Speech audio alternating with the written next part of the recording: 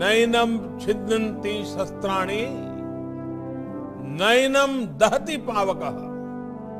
यानी ना शस्त्र जिसे काट सकते हैं, ना अग्नि जिसे जला सकती है।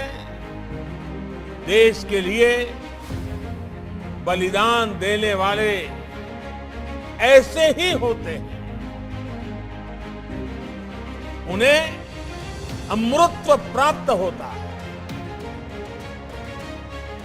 वो प्रेरणा के पुष्प बनकर पीढ़ी दर पीढ़ी अपनी सुगंध बिखेरते रहते हैं।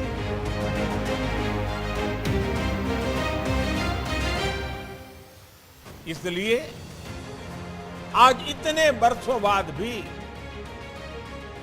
अमर शहीद भगत सिंह, राजगुरु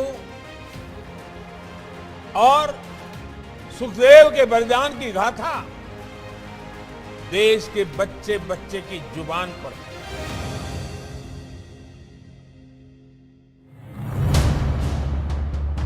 क्या आप कल्पना कर सकते हैं, एक हुकूमत जिसका दुनिया के इतने बड़े हिस्से पर शासन था, इसके बारे में कहा जाता था कि उनके शासन में सूर्य कभी अस्त नहीं होता। इतनी ताकतवर हुकूमत एक 23 साल के युवक से भयभीत हो गई थी। शहीद भगत सिंह पराक्रमी होने के साथ साथ विद्वान भी थे, चिंतक थे। अपने जीवन की चिंता किए बगैर भगत सिंह और उनके क्रांतिवीर साथियों ने ऐसे साहसिक कार्यों को अंजाम दिया जिनका देश की आजादी में बहुत बड़ा योगदान रहा।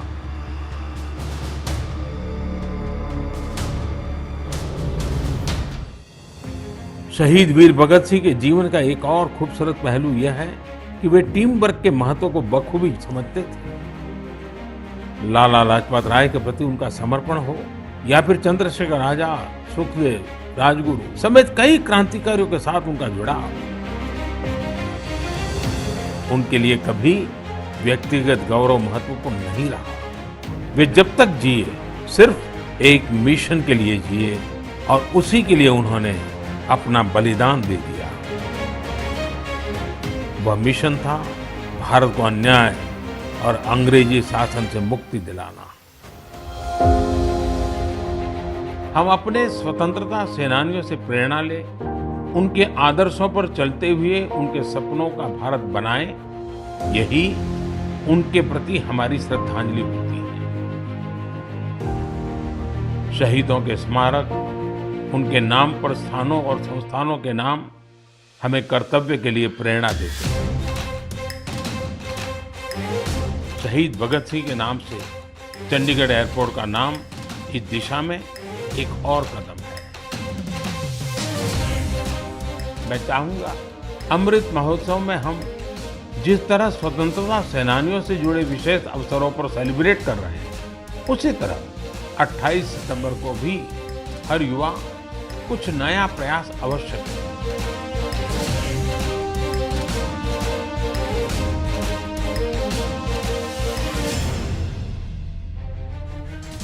मैं समस्त देशवासियों के साथ साहस और वीरता की प्रतिमूर्ति शहीद वीर भगत सिंह को नमन करता हूं।